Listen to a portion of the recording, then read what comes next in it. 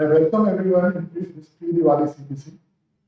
Our today's clinical discussant is Professor J.C. Suri. Sir is a leading pulmonologist and pioneering sleep medicine and critical care in India. He served as former head of Pulmonary Critical Care and Sleep Medicine Department at Vardhaman Mahavir Medical College and Safdarjung Hospital for nearly 3 decades. He established India's first clinical sleep lab and first physician-run ICU in North India. Sir is a widely acclaimed teacher and orator, and he also established Delhi's first DM program in pulmonary and critical care medicine. He also served as past president of National College of Chest Physicians and vice president of Asian Society of Sleep Medicine. I can go on and on. AIIMS New Delhi, welcome you, sir. I invite you to present the case, sir. Please welcome everyone, Professor J.C. Suri.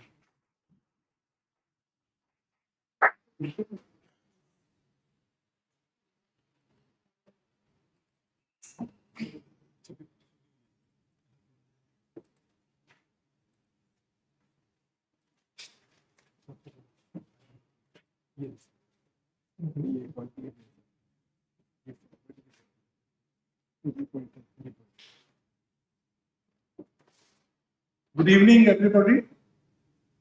At the outset, I would like to thank Dr. Sanjeev Sinha and Himesh Ray for inviting me to this very prestigious clinical pathological conference. I am really honored and privileged to be here, and thanks once again for this invitation. What I am going to do today, this case has been given to me. Let me be here. The findings, as you will see, as I will go through it, are such that I think it will be very difficult to reach a definite diagnosis. So what I will do is to identify key components in the patient's presentation and determine what is relevant in the history, physical examination, and objective parameters. And on the basis of that, I'll try to generate a differential diagnosis and then use evidence-based medicine to support diagnostic approach and use critical thinking throughout this process. So let's move to the case. This is a 49-year-old male, farmer by occupation, resident of Sirsa, chronic smoker for 30 years, 5 to 7 cigarettes per day, reformed for the last 6 months. He is a known case of dermatomyositis. We presented last year, November 2023, with the complaints of shortness of breath for 1 month. So when he came last year in November, he had history of shortness of breath for 1 month, but which rapidly progressed from MMRC 2 to MMRC 4 grade over a period of 7 days. Along with this, he also had fever for 7 days, which was acute in onset, high grade. It was undocumented in terms of its degree, resolved initially with antipyretics, but later persisted and associated with chills and rigor. So it must be of high degree. There was no fatigue, headache, and body ache. He also had cough with sputum during this period, which was initially white, followed by yellow to green, indicating some infection or change in the enzymic process, which changed its color, quantity. It was associated with shortness of breath and a dull aching pain in chest while taking deep breath. It is not relieved with the over-the-counter medication, more in the early morning, and no postural variations were present. During this process, though he was a case of fairly stable dermatomyositis for the last 6 months, his condition worsened and the weakness also deteriorated in all the 4 limbs during this period, to a degree that he was unable to walk or lift arms. So basically he had proximal muscle weakness He was diagnosed as a case of dermatomyositis 6 months back and was put on immunosuppressive drugs. If you look into the history of present illness, there is no history of pedal edema, swelling of hands, palpitation, orthopnea, or PND. So, probably ruling out a significant cardiac disease. No history of vomiting, diarrhea, burning, micturition, or blood in urine, or through any other orifice. So, maybe again ruling out infection of the urinary tract infection or some vasculitis issues. No history of weight loss or loss of appetite. This is bit significant because in a chronic illness and there is an acute episode, there is no significant loss of weight and appetite. No history of difficulty in lifting head from bed. No history of dysphagia, dysphonia, nasal regurgitation. So, any involvement of the bulbar muscles. This thing. No history of difficulty in wearing chappals, mixing food, joint pains, oral ulcer, photosensitivity, bluish discoloration of fingers, tightening of skin, dry eyes, dry mouth, hematemesis, melena, jaundice, exposure to pets, birds, any history of high risk behavior. So these were the important negative points. On the basis of that, you can rule out, I think, some important conditions. No history of transfusion, tattooing, travel outside hometown, so endemic fungal infection or unusual infections we can rule out, and no history of altered sensorium and seizure, because many infections in immunocompromised individuals may also have cerebral involvement, particularly some fungal infections or some rare bacterial infections. No history of burning micturition. So this is about, so past history, known case of dermatomyositis received methylprednisolone pulse on 25th to 29th May 2013 and was subsequently on oral prednisolone 30 milligrams OD, azathioprine 50 milligram OD. He was admitted in neurology department on 25th to 29th May 2023 in view of weakness of all the four limbs. He had bilateral progressive proximal muscle weakness in both upper and lower limbs for 4 years, something between 3 plus to 5, without neck and respiratory muscle weakness and with a rash over the neck. Muscle biopsy was suggestive of inflammatory myopathy, that is dermatomyositis. Muscle MRI showed atrophy of proximal muscles, especially vastus intermedius and vastus lateralis. ANA, ENA were negative. EMG was myopathic. Nerve conduction was normal. Whole body PET showed increased activity in all muscles, including neck, abdomen, along with atrophy and fatty infiltration of all muscles, especially the pelvic muscles. He was given methylprednisolone pulse for 3 days, after which weakness improved. Paraneoplastic panel showed anti-PNMA2 antibody. So this is what one thing which is positive here. We'll try to see if there is any meaning, we can give any meaning to this. Myositis panel was not available. Patient had 4/5 muscle power at discharge in all 4 limbs and did not have any limitations of activity. He was followed on OPD basis and steroids were tapered from 50 milligrams OD to 30 milligrams over a period of 5 months. So that is, it started somewhere in May and then this patient presented in November 2013. So by that time, his prednisolone dose had reduced to 30 milligrams. There was no history of tuberculosis in the past and there is nothing significant in the family and the personal history. Examination in the general physical examination, again, nothing significant except some faint rash over the neck. Clubbing is present in the both hands, grade 2. Again, how significant is this, we'll try to see.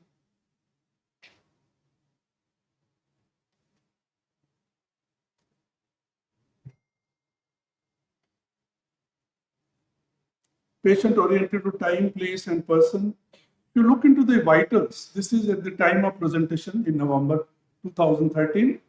He had tachycardia, he has high blood pressure, hypertension, respiratory rate was 32, SpO2 96% on 6 liter oxygen by face mask.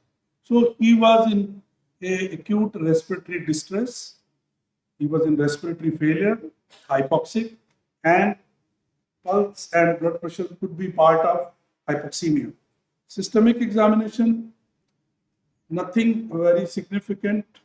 You could see just accessory muscles were prominent, all areas of chest moving normally, no visible deformity. Tracheas, central apex beat, normal position, percussion note similar on both sides, bilateral coarse crepitation present. So the patient has a diffuse bilateral infiltrative disorder. That's probably the reason for his acute respiratory failure. Nothing significant in the cardiovascular examination. CNS, no focal neurological deficits, higher mental function, cranial nerves, spine, sensory, reflexes, cerebellum, autonomic functions, all were normal. Motor system, tone normal in all full limbs. Hand grip 90 to 100%. Bilateral. Sensory system and cerebellar signs were within normal limit. Nothing significant in the abdomen. This was the central nervous system examination. So you could see that there was some proximal muscle weakness in this patient. We can, I think, leave it here. So what was the course in the hospital? Patient was admitted for above complaints and given IV antimicrobials because he had high fever, he had acute breathlessness, and he had cough, sputum. So he had a background of immunosuppression. So he was treated on the basis of probably having pneumonia in an immunocompromised host, was admitted and given IV antimicrobials and oxygen support. Antibiotics were upgraded to meropenem from piperacillin tazobactam plus levofloxacin and teicoplanin. Patient underwent a bronchoalveolar lavage on the 4th day with support of high flow nasal cannula. So in view of worsening clinical parameters, including worsening respiratory failure and new onset shock from the 4th day of admission, amphotericin B was added. However, the condition of patient deteriorated further on the 5th day and had to be intubated and mechanically ventilated. Postmortem, minimal invasive tissue sampling was done and sent for histopathological examination, culture, PCR, all the investigations for that it was sent. Investigation at the time of presentation, he had in the ABG, if you could see, he had acidemia, hypoxemia. The acidemia looks like metabolic acidosis because of hypoxia. The patient did not have any hypotension at that time. At the time, the patient was in fact hypertensive. Electrolytes were normal. Bacterial, fungal, blood culture, normal. Serum galactomannan 1.6. We'll see again how significant is this in the clinical scenario. Urine, routine, culture, negative. Serum, cryptococcal antigen, negative. Sputum, gene expert, negative. KOH, negative. Gram stain, negative. And BAL, which was done on 3rd day of admission, again, you could see that nothing significant could be isolated. Either biofire, as you can see, is sterile, no fungal organisms grown, bacterial culture negative, galactomannan awaited. This I don't know. After the 9 months of patient died, the report is still awaited. I don't know whether it's some special laboratory or it has been deliberately kept so that maybe it has some key either in ruling out or ruling in some important condition. So we'll see again on that. So Zn stain negative, Gene expert ultra negative, urine routine, microscopy, everything it appears to be negative. Bacteria nil, urine nil, and everything. So here is a patient. Again, we can let us cover all the investigation. If you could see the hemogram, there is leukocytosis here. TLC is 21,000. Neutrophils are high. This is basically high neutrophil count. There is leukocytosis. So at least we can rule out neutropenia. This is a patient, who was on steroids and azoram for a long time. And one of the immunological defect they can have is neutropenia, along with the cell-mediated immunity with steroids. So there doesn't appear to be at least any evidence of neutropenia, or unless there is an engraftment. This patient, if they are withdrawn from the immunosuppression, so there is a acute rise in the counts, and we can see immune reconversion syndrome, or where there is a acute exacerbation of inflammatory response to the existing organisms. So I don't think there is anything in the history I can find out that whether this patient was withdrawn from any of those immunosuppressive drugs, and whether it is an engraftment of neutrophil, which probably had some role in this. So other, I think, relevant investigation, ferritin is high because of acute phase reactant, CRP is high, LFT is normal, serum procalcitonin seems to be high and is increasing on antibiotic. So 6.3 and 8.1 in 3 days, there has been further increase in procalcitonin, and again we'll try to see what is the meaning, interpretation of this here in this case. Autoimmune profile is within normal limit, ANA, ENA, NCAR. So there doesn't seem to be a significant autoimmune disorders, collagen vascular disorder. There is no evidence of vasculitis here. CNCAR, PNCAR, DS, DNA. So all are negative here. HIV, HBS, the anti-HBV antibodies, again, they are within normal limits. US abdomen, grade 1 fatty liver, spleen normal, bilateral kidneys normal size, and echogenicity, 2D echo, again, looks like normal, there is no vegetation. So there is no element of endocarditis in this case. So, X-rays now. So this is, actually the date is not there. I presume that these are X-rays at the time of presentation when the patient came to the hospital. So you can clearly see that here, although this, from the clinical condition, this patient should be having bilateral disease. A patient who is in respiratory failure on 6 liters of oxygen.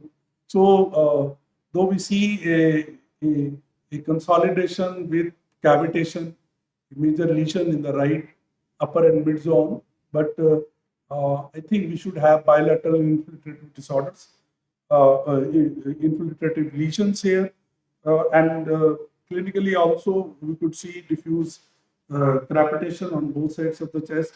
So this could be in the background maybe, or gradually evolving lesion, and then there is an acute superimposed problem, or there is an acute exacerbation or worsening situation which brought the patient to the hospital. So that's, you can see here again, there is some worsening in the X-ray here, because if you go to the previous one, the lower part of the lung, you can see here in the next X-ray, you can see that there is either some collapse, consolidation, or there is some, because you can't see lung here, or some fluid has come, or there is a collapse of the lung, so, or there is post-obstructive some pneumonia picture is there. So these are the X-rays. Now I think we could see some infiltration on the other side also. So this is the CT scan.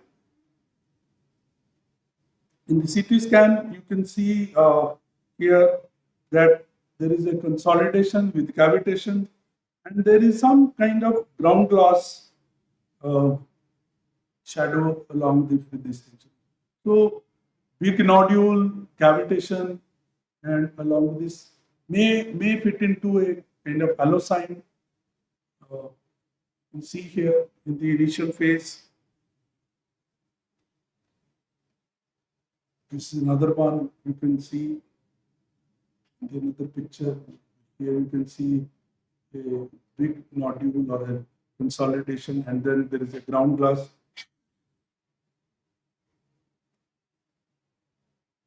So this is all about the case history, physical examination, important investigation, and the X-rays and CT scan of this case. So let me sum up the case.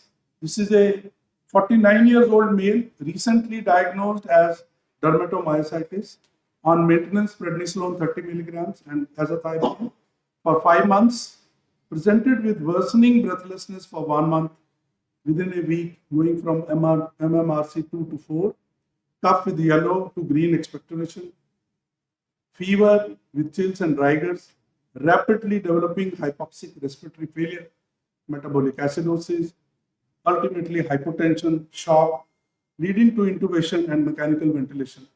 Patient died within 5 days of admission. All the blood, bowel, urine tests were negative for culture, PCR, direct smear for bacteria, viruses, and fungi. So this is what we had. He had leukocytosis with neutrophilia, high procalcitonin, high galactomannan serum. X-ray chest CT scan of the chest showed a consolidation with thick walled cavity in the right upper jaw. So this is the overall picture. If we sum it up, we have here. So how do we arrive at a differential diagnosis in this case? Let me first, before I go into differential diagnosis, let me put some problem list in. What I feel are some important findings, and on the basis of that, I will try to see that on the basis of that background, what are the possible problems this patient can have. So this patient problem in my problem list, this patient has dermatomyositis. He has positive PNMA2 antibody. He is immunocompromised. He has grade 2 clubbing, cavitary lung lesion with a halo sign, rapidly progressive acute respiratory failure and septic shock, high procalcitonin and high serum galactomannan. So these are, I would say, are the problem list which I see in this, and I'll try to approach this case now one by one with each of these and try to build up some differential diagnosis. The idea is to start with as wide as possible so that I don't miss the actual diagnosis or diagnosis. This patient may have more than one condition because they are immunocompromised.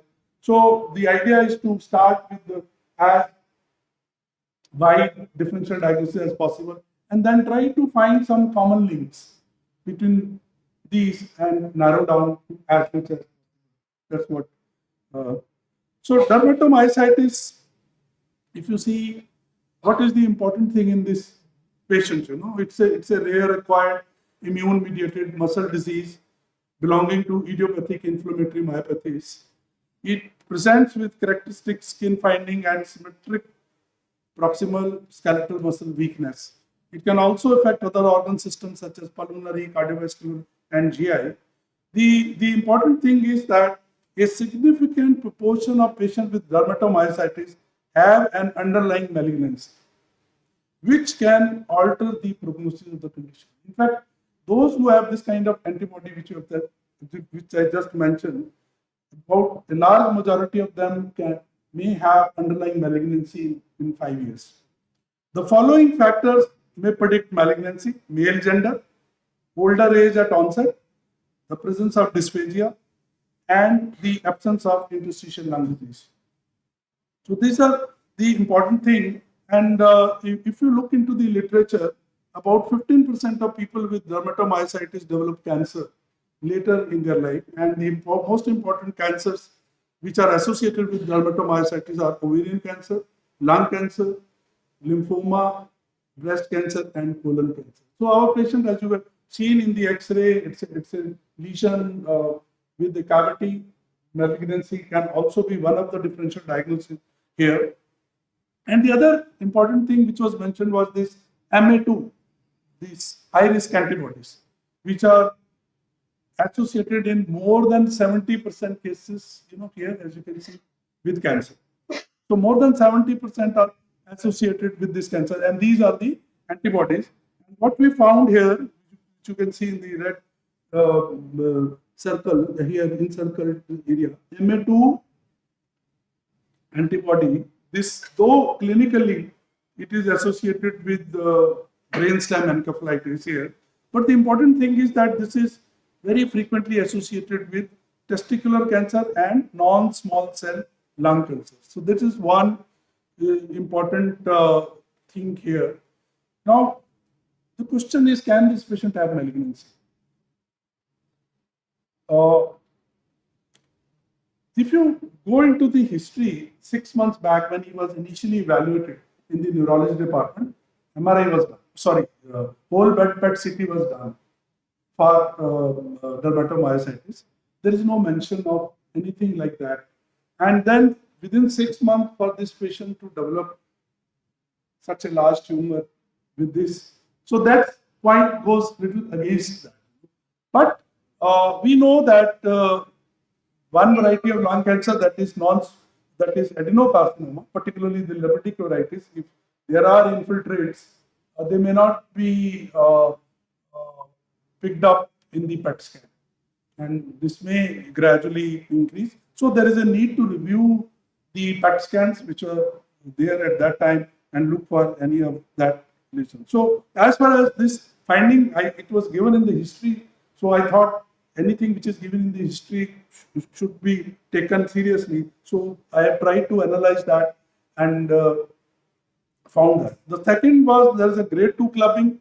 Again, if we see the differential diagnosis, lung cancer, chronic lung infection, ILD, cystic fibrosis.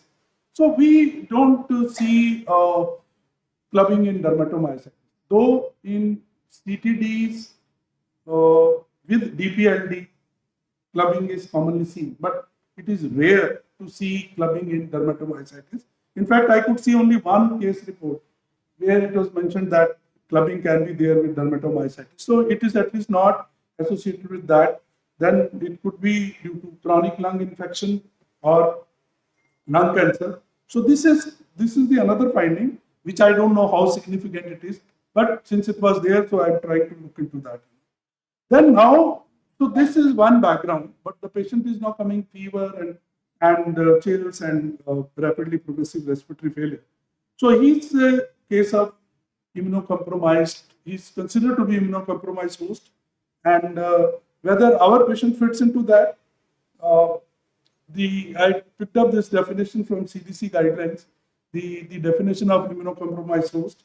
So these are usually patients who are active treatment for solid tumor, hematological malignancies, receiving solid organ transplant, and taking immunosuppressive therapy, advanced or untreated HIV infection, and active treatment with high-dose corticosteroids. So at least 20 milligrams equivalent of prednisolone daily for more than 2 to 4 weeks, or lower doses, that is 10 milligram taken for prolonged period of time. So we can definitely consider our patient to be immunocompromised, at least from the steroid dose he has been taking for the last 6 months. So when we are approaching a patient who is immunocompromised and presents with lung infiltrates, fever and infiltrates, then the general principle is that they may have multiple simultaneous or sequential pulmonary processes. So it's very important that it's not necessary that when you see those their CT scans and this thing, it's one single. These can be multiple, which can include infections. Infections can also be multiple. They can be fungal, they can be tuberculous, or there can be combination of infections you can see. So these include infections which are viral, bacterial, fungal, parasitic, and non-infectious conditions also may be there with pulmonary edema, hemorrhage, malignancy, and this thing. So routine chest radiography and sputum sampling may fail to detect these concomitant diseases. So that's why the threshold for having a CT scan for this patient is very low. So you have to, any patient who is having infiltrates and fever needs to be admitted and should undergo a minimum workup, which may include a CT scan, maybe bronchoscopy, bronchial lavage, or a biopsy for the diagnosis of this condition. These are the common non-infectious causes of which you can see in the immunocompromised host, and you can see here radiation pneumonitis, drug allergy or toxicity, idiopathic pneumonia syndrome. So taking into account our patients, well, maybe tumor or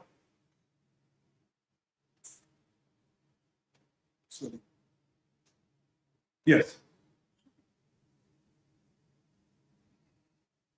tumor, cancers, that could be one which we are already discussing, whether that is a part of the infiltrate. Other things, from the history background, we can easily rule out.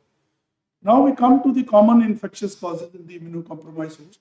The common are bacterial, which is, so when we talk about infection in immunocompromised host, they can be disease with common organism in the more severe form, or disease with bacteria which are normally maybe commensals, which are usually not pathogenic. So you may have infection with those bacteria or fungi, which you will see that normal healthy people will not suffer from with the infection from those agents. So conventional bacteria, fungi 14%, viruses 15%. Then you have nocardia, mycobacterium tuberculosis, and mixed infection. That's what I was mentioning here, that about 20% of the patients will have multiple infection, mixed infection. So finding one organism does not mean that that is the only thing. Sometimes one thing looks obvious, there may be other things. When you see an elephant, you miss a mouse along with this. So this is very important to keep in mind, when we are approaching our patients. Now let us see that what are the possible organisms from this list. So this is the big list we have made, and from this now we'll try to narrow down what are the possible organisms which may be there in our case here. So this is on the basis of the immune defects here. So immunocompromised host is a very heterogeneous population. So there are different types of immunological defects which are seen with the different conditions, different drugs. And so if you see here, neutropenia, so you could see gram-negative bacilli, staph, coagulase negative staph, streptococcus, and fungi. Aspergillus, candida, they are mainly seen with this. Then staph aureus, candida, streptococci, mucorales. So mucorales and filamentous fungi, aspergillus and this thing you can see here, related with the neutropenia. And T lymphocyte here, our patient who is on steroids, the important organism would be viruses, intracellular bacteria, Legionella, nocardia, so fungi, which are Cryptococcus, Pneumocystis cerevisiae, Histoplasma, and parasites. So this is the group, which fits more into our patient background than probably the neutropenic group here. And then here again, patient is on azathioprine, glucocorticoid. There is B lymphocyte deficiency also, which is usually associated with encapsulated bacteria, salmonella, and these. So seeing this, you can, to some extent, see that this patient can have virus, viral infections, bacterial infections, and which is again not the conventional gram-negative bacteria. The other thing which we see is the cavitary lesion, the consolidation in the cavitary lesion.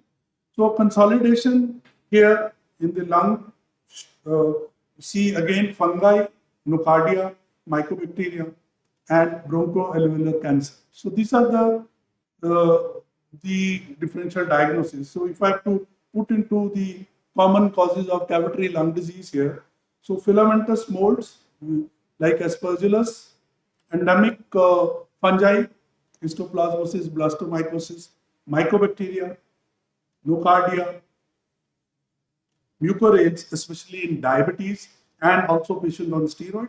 We saw it very commonly in COVID-19 epidemic, scadosporium, and certain gram-negative bacilli, mainly Klebsiella and Pseudomonas.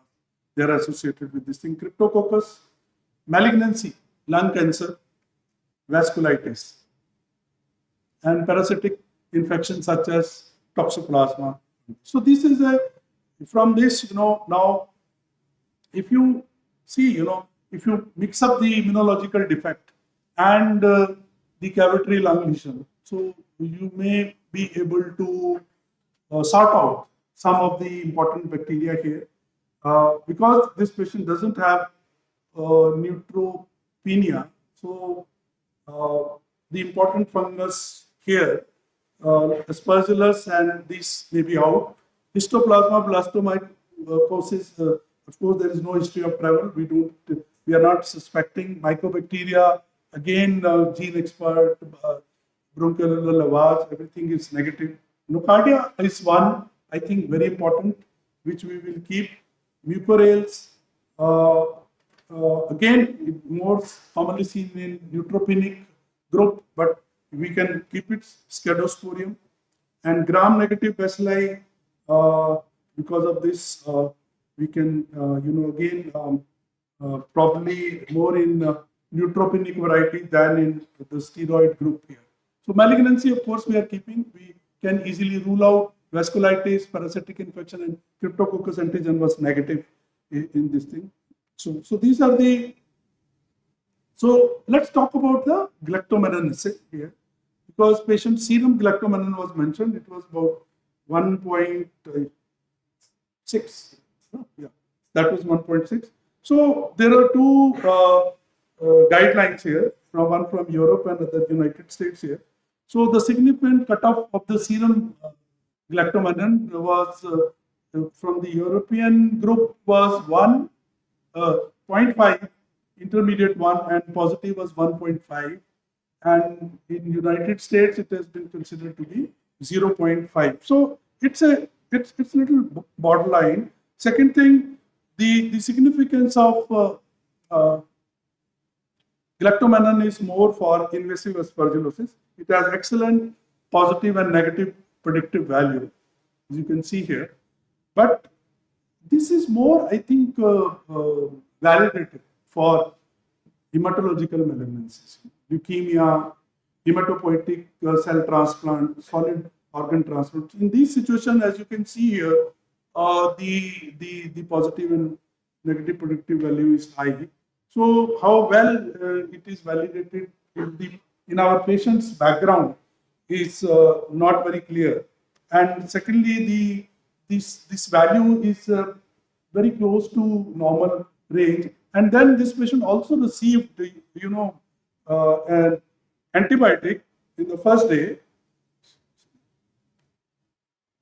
piperacillin tazobactam, because this can also give false positive galactomannan. So this is one. These are the different conditions which can cause falsely positive or cross reactivity in the galactomannan. So galactomannan molecule is present in this antibiotic. So the moment you give a dose, the galactomannan is there, so it can be picked up. So I don't know whether there was any gap when the sample was taken and this patient has received this antibiotic. So again, the question becomes little. The significance of this galactomannan is little doubtful in this case.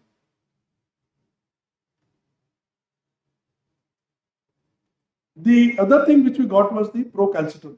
We know that normally there is no procalcitonin in the blood. So even lower values of more than 0.25 nanogram per ml becomes significant. So what are the situations in which procalcitonin is high? In our patient, it was high and it increased during the course of illness from 6 to 8. And we know that procalcitonin is commonly raised in bacterial sepsis. And so typically, the typical respiratory bacteria, most of them, this is raised.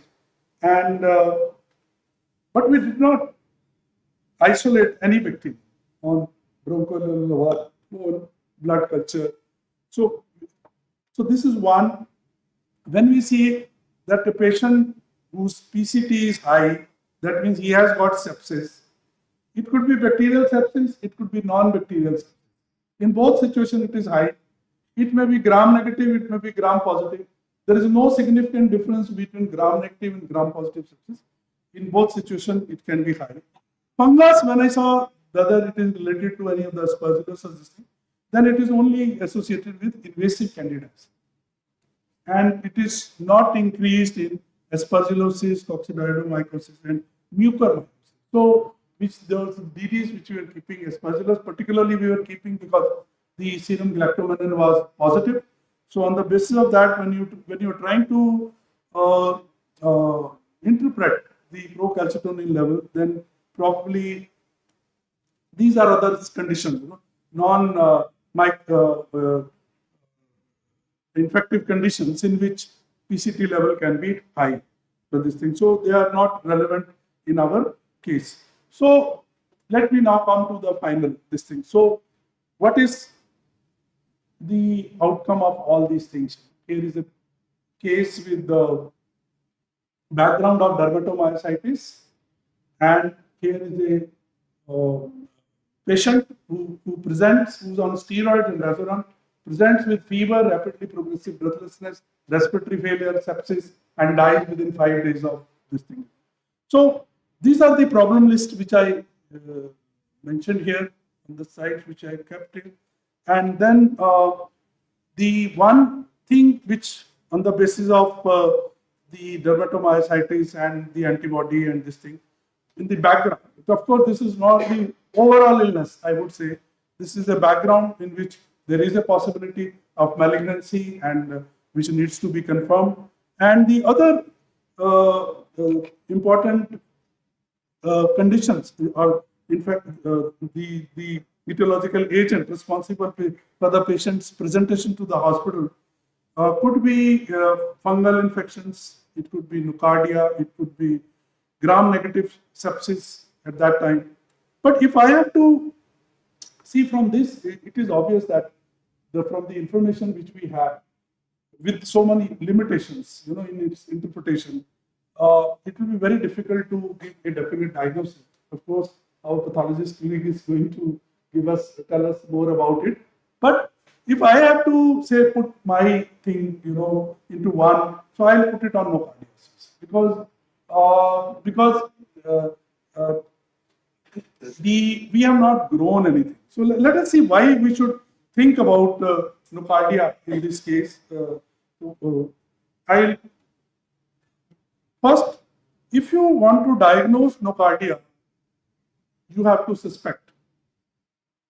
You diagnose nocardia when you suspect this disease, because you have to give instruction to the lab. Because if you send routine samples, this condition can be easily overlooked. It can be missed. So, in the right clinical background, when you don't grow any other organism, always suspect nocardia. That's what I feel. And prior to obtaining specimens for testing, laboratory personnel should be notified that nocardia is suspected so that they can take special measures to optimize results. Most microbiology and pathology labs have specific protocols for detection of. Sensitivity of gram stain on various samples varies from 64 to 78%, depending upon what sample you are giving. Those who are positive on gram stain, because these are filamentous gram-positive organisms, there is a modified acid-fast stain which may be required to confirm that this is nocardia, and recovery of nocardia in cultures can be difficult. So the microbiology laboratory should be notified, because special measures which are required to optimize growth is prolonging incubation period, because nocardia take much longer time to grow. So there's a prolonging incubation period and using special growth media. So this probably fits into the most of the things according to me. There is a background of immunosuppression, steroids. So nocardia is more common with chronic steroid therapy. The other fungi like aspergillosis, other filamentous fungi, mucor, they usually are seen in patients with neutropenia, and the BAL, I think BAL galactomannan may give some answer to that. If the BAL galactomannan is low, then probably it rules out. It's normal, it rules out invasive aspergillosis. If the BAL galactomannan is high, then aspergillosis is also another condition. But here I want to tell you that nocardia is frequently associated with aspergillosis and tuberculosis. So it's a kind of a mixed picture also we commonly see. I think Dr. Nimesh has published one or two case reports where tuberculosis and aspergillosis combination is there. So this nocardia has a common co-infection with tuberculosis and aspergillosis. So that is, I think that report can also give us some additional information. But this thing, and that is, I think, because it is very difficult to differentiate these various fungi, the differential diagnosis, which I just here, which I mentioned, this all of this. You need to grow these organisms in the sputum or in the bronchoalveolar lavage, and also have to show or demonstrate the infiltration of these fungi in the tissues, because it is the tissue, it is the invasive fungi, various types of fungi which cause. And another thing which I feel that nocardia could be the case is that the procalcitonin levels are high. It's a bacteria, so that could be also it may fit into that. And the last thing is, of course, there could be some. This patient may have had a gram-negative septicemia because it was a rapid downhill course, and patient developed sepsis. Right? So it could be anything, so the combination or any one of them which are responsible. Thank you.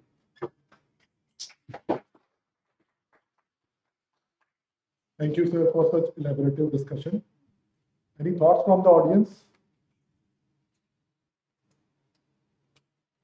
Any questions for Professor Suri? Now I invite the treating clinician to comment on how they treated the disease without revealing the final diagnosis. So my comments are going to be limited, because honestly speaking, we also thought in the same line as sir had just said. So this patient, this 49-year-old patient with history of steroid use for close to a month. So the first thing that we were thinking about was, honestly speaking, we were thinking about an infection. The history was around a month. The shortness of breath, that is, was around a month. So with a large cavity, so initially the thought, and with a high calcitonin, so initially we were entertaining the possibility of a bacterial infection.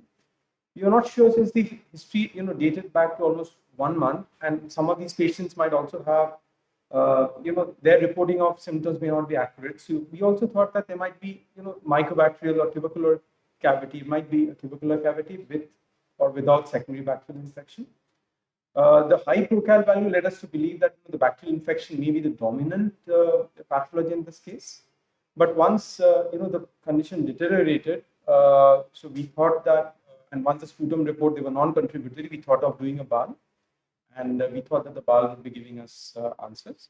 So regarding the one clarification regarding the BAL galactomannan level, actually this was not really done for a twist. The BAL galactomannan later on came to be around 0.6, which was negative if you take immunocompromised. Actually, the BAL galactomannan level was not available to us by the time the patient died. So it was done on day 4, patient died on day 5. So we kind of wanted to give Sir the same situation we had gone through, and we wanted to see whether his way of doing things matches with that of ours. So that's that. So mainly infection, we were thinking bacterial, mycobacterial. Nocardia was in our differential diagnosis, and other possibilities were also there, including fungal or other rare infections. I request the radiologist to comment on imaging.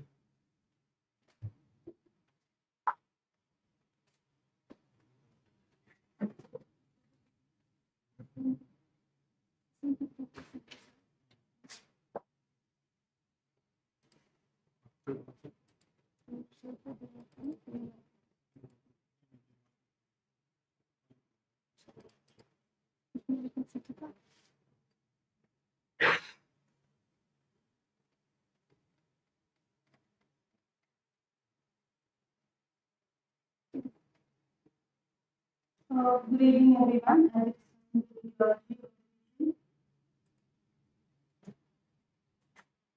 So, I have been provided some serial radiograph and similar type of PCT. So, first, if you look at the first radiograph, nearly around the time the patient was presented. So, you can see that there is a large thick wall cavity involving the right upper in the mid-lung zone. Besides that, obvious fluid level or content is seen at this point, and the rest of the lung looks more or less preserved. So this is around the same when the CT was done. So I just move to the CT first, then we'll go back to the. So these are actual images that it is limited by the tissue, which is I guess there's so much congestion happening here right below the lobe. Pushing it further. There are some contents in the bronchi, right-sided bronchus and the bronchus. Again, so the rest of the lungs, they were showing some symptoms of the noise. Other than that, there was no other significant finding. The mediastinal structures were normal. There was no significantly large symptoms. So if we move back to the X-ray now, we can see that and these X-rays were taken over an interval of just around 7 to 10 days, just 1 or 2 days apart. We see that the cavity has definitely progressed, and as we see further, we can see that there's another cavity which is developing just according to the formation cavity, and we can see the rest of the lung is almost now marked out on the X-ray. So there's definite progression with progression of the earlier cavity and development of new cavity. And again, there's more progression. So considering a few causes of the disease and rapid progression, we would obviously think of some active infective processes like necrotizing pneumonia, which could be due to both bacterial and fungal cause, but in this case, the immunosuppressed and the surrounding GG, we would think of fungal pneumonia like the mucormycosis as our first attention. Sometimes even bacterial necrotizing pneumonia can also be a picture. Even though the wall is quite thick, we would not think of the malignancy of the very short, active, rapid progression of the symptoms.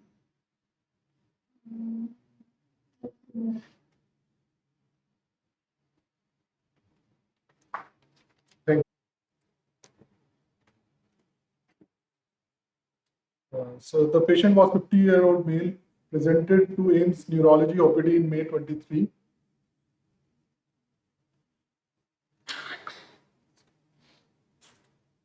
So the first biopsy we received was a muscle biopsy. And we can see here, it is a muscle biopsy which is comprising of fascicle of muscle with variably sized muscle fiber. These are the individual muscle fibers and they are of different sizes. We can see the perifascicular atrophy, some fibers are very small and the space between these fibers is the endomysial space, and there is intense or severe chronic inflammatory infiltrate which is surrounded in the every part of the endomysium, and there are some perivascular inflammatory infiltrate also. Here on high picture also, we can see some inflammatory infiltrate in the endomysial region. There are some atrophic fibers and also there are some regenerating fibers. So there are variably sized muscle fibers. Here also, similar picture on higher power. We did some immunohistochemistry and it was the infiltrate was a mixture of CD3, that is T cells, and CD20 B cells. They were also showing T helper cells which were positive for CD4 and CD8 cytotoxic or T cells. The MHC, IHC, major histocompatibility complex 1 IHC was diffusely positive in the fascicular region and the endomysial region, and CD56 highlighted the regenerating fiber. So on histology, there were variably sized muscle fibers due to atrophy and regeneration of muscle fiber. There was perifascicular atrophy, endomysial and perivascular intense chronic inflammatory infiltrate. So final diagnosis was given as inflammatory myopathy consistent with dermatomyositis. During the brief course, patient again presented in November 23 and presented with shortness of breath, cough, sputum, fever and more weakness in the limbs. And patient was admitted. And we received a BAL on third day. Nothing much came out of this specimen. There was predominantly hemorrhage and few alveolar macrophages were there. On higher picture, there were predominantly blood and few alveolar macrophages and polymorphs. So it was predominantly blood. There was no necrosis or atypical cells. No fungus was seen on the smears examined. Unfortunately, the patients come to the illness on 5th day and we received a post-mortem lung biopsy. The biopsy was adequate. It comprises of multiple cores of tissue. We can see that 1 core, 2 core, 3 and 4. There were 4 cores. And on seeing the smaller core, it comprises of normal lung parenchyma. We can see there are type 2 pneumocytes. There is mild hyperplasia of type 2 pneumocyte and there is type 1 pneumocytes. And the other core was showing predominantly necrosis. There was no viable areas in this core. So on screening on low power, we can see some filamentous fungi. We can see here. This is again a filamentous fungi here also. Somewhat here also. On high power, we can see that this fungus is showing some acute angle branching and with some septations.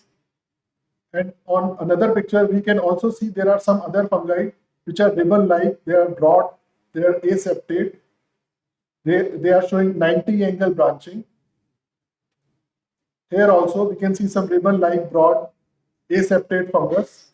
And along with that, there are some thin, in comparison to this fungus, there are some thin septate fungus which are showing some acute angle branching. This is a silver methanamine stain which is also showing some 2 fungal colonies, which are one are ribbon shaped and one are somewhat thin than this. And also there was evidence of angioinvasion. So on histopathology, there was a mixture of broad ribbon-like pauciseptate to aseptate fungal hyphae, which were more morphologically consistent with mucor. And also there were septate acute angle branching hyphae. For us, it was it could be aspergillus. Simultaneously, the sample, how to confirm? Simultaneously, a sample was sent to microbiology department, and the sample was run on real-time PCR with a already validated primer. This is a standard curve which is showing 3 peaks. This blue one is for mucor, which is showing peak at 83.5 degrees Celsius. This is the melting curve. Another one is aspergillus, and third one is fusarium, which is showing peak at 87 degrees Celsius. So this is the standard curve. So in our sample, the CT value at which the DNA was amplified was 20. And in the melting curve, the peak was observed at 87 degrees Celsius. And in another sample, which was taken from BAL, another peak was observed, which again at 87 degrees Celsius. So confirming the presence of fusarium in the sample. So final diagnosis was given as mucormycosis and invasive fusariosis. So why mucor was not picked up on the PCR? The possible explanation is that possibly fusarium was dominant in the DNA concentration in the sample, and high DNA level of one fungus, which is fusarium here, led to competitive inhibition of mucor. Basically, in competitive inhibition, what happens when there are multiple targets to amplify, one target competes with other target for the primer. So probably another very good review article was published from Paris, France, which also mentioned that in their case, penicillium DNA was preferentially amplified due to the competitive nature of PCR, leading to false negative results, even in the presence of Aspergillus fumigatus. So coming to the discussion, so type of fungal hyphae, it can be aseptate or it can be septate. So the common example of aseptate or pauciseptate fungal hyphae are mucorales, which includes genera of Mucor, Rhizopus, Lysithemia. Other example of aseptate are Basidiobolus. Septate fungus are Aspergillus, Fusarium, and Scedosporium. This is in a very informative article, Burden of Serious Fungal Infection in India. It was the authors analyzed 434 papers with incidence, prevalence, and proportion of the fungal infection, and it was estimated that approximately 4.1% of the Indian population is probably affected, which was similar to the reports from other countries like China, Brazil, Korea, Senegal, and Germany. And mucormycosis incidence in India contributes one of the highest cases of mucormycosis with 14 cases per 1 lakh patients, 1 lakh population. And also it was evident that approximately 40,000 cases were also added in July 21 itself during COVID-19 pandemic. Another very interesting another article was published from Hyderabad, Telangana. They did a retrospective study from 4 years, from 2018 to 2022, in which they isolated 25 cases of fusarium from 12 cases from the skin tissue from the limbs of road traffic accidents, and 3 cases from the superficial leg ulcers, and one case from superficial leg ulcer, and 3 cases from the nail infection. There were no cases of invasive fusarium in their study.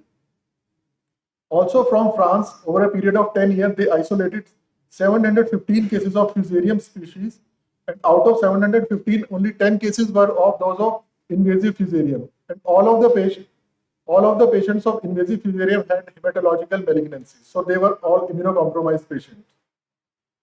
Another study from Brazil showed that there is an emerging trend of this human fusariosis. They also showed that from 2005 to 2018, there is an increasing trend of case report which were published on PubMed Index journals.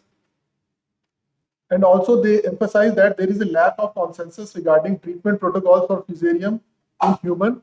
And also they said that there is a resistance due to previous exposure to fungicide that were used in agricultural fields. And these isolates may disseminate and consequently infect the humans. If we come to the taxonomic rank, mucormycosis comes to mucorales, in order mucorales, and the commonly involved genera are Rhizopus, Mucor, Lysithemia, Rhizomucor, etc. And fusarium, the common genera involved are fusarium. And the most common species are Fusarium solani, Fusarium oxysporum, and Fusarium moniliforme. We come to the morphology of mucormycosis, we can see that there are broad, aseptate, ribbon-like fungus which have 90 angle branching. This is from the same patient. And if you see the growth pattern, they are fast growing. They have cotton-like colonies which are whitish to brown in color. The common sites are sinonasal tract, rhinocerebral, orbital, pulmonary. And the mode of infection are spore inhalation or skin entry, which invades blood vessel, disrupting the blood flow, leading to the tissue infarction and necrosis and causing black discoloration. Most often, the patient infected are immunocompromised patient and uncontrolled diabetic patients.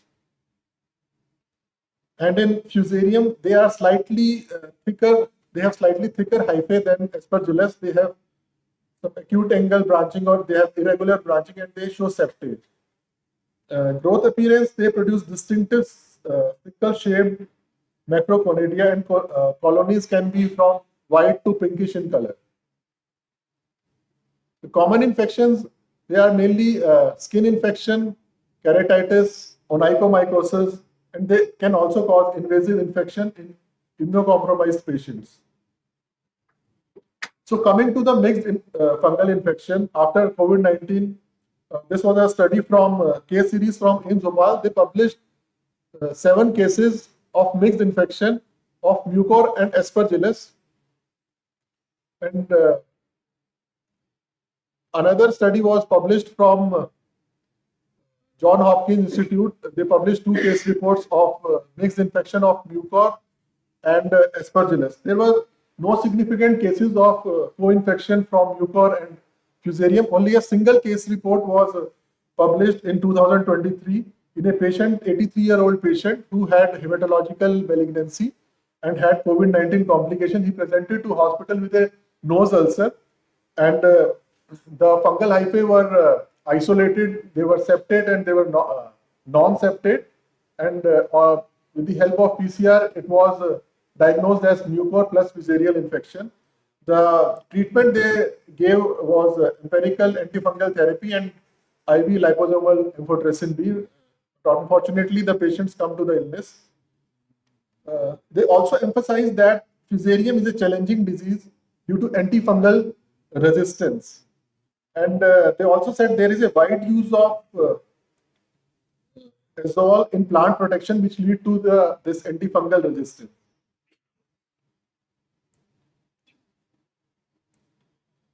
Another very interesting article came through was cross-reactivity of fusarium species in Aspergillus galactomannan ELISA test. They mentioned that if someone is getting this septate acute angle septate fungal hyphae with the galactomannan test, it sometimes does not help the practitioner to decide the treatment because it can be confused with fusarial infection also. Also, a study from Iran, what they did is they took out around 102 cases of paraffin embedded tissue of already diagnosed histopathology sample, and out of those 102 cases, Fusarium oxysporum and Fusarium solani DNA was amplified from 5 species from the patient which were initially diagnosed on histopathology as Aspergillus. And also Aspergillus and another Scadosporium infection were detected from the histopathological mucormycosis infection. It states that the use of PCR is very important in diagnosing the fungal infection. It might be this might be the reason that there is not so much of literature of co-infection of mucor and fusarium, because fusarium might not be diagnosed at first place. So briefly coming to the treatment part, primary treatment option are surgical debridement, aggressive surgical removal of the necrotic tissue, antifungal therapy in mucormycosis is amphotericin B, posaconazole and isavuconazole can also be used, and in fusarium antifungal therapy voriconazole is commonly used. Amphotericin B may be used, but response is variable. Sir somewhere mentioned filamentous fungi also, and he also mentioned the fusarium. I congratulate you, sir.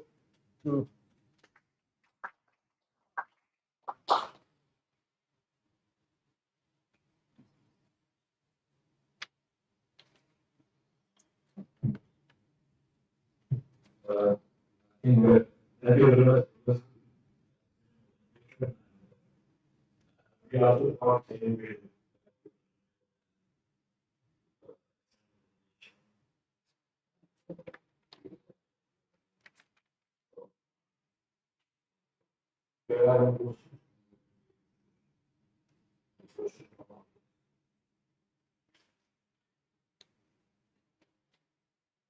I one single comment, like so, so the misinfection phase of another surprise to us, but as Sir said, that in immunocompromised patients have uncommon infection, and we can also back together. Now, for pulmonary people, this is thinking about the patient perspective. From pulmonary part point of view, is I'm not sure if patient would have been candidate for surgery that would he had he had a respiratory failure in the start. Regarding the antibiotic part, we started, but given that this patient had this but in this case for combination of this voriconazole, because this voriconazole will not have this usually is also they are sometimes very hard to do.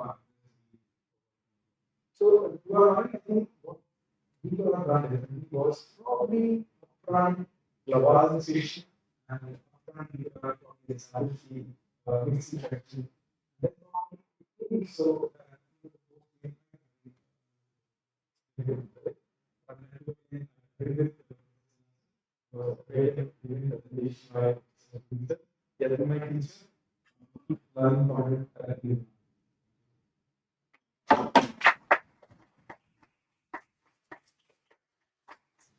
Now, with this, we conclude this CPC. Thank you, everyone. And happy Diwali.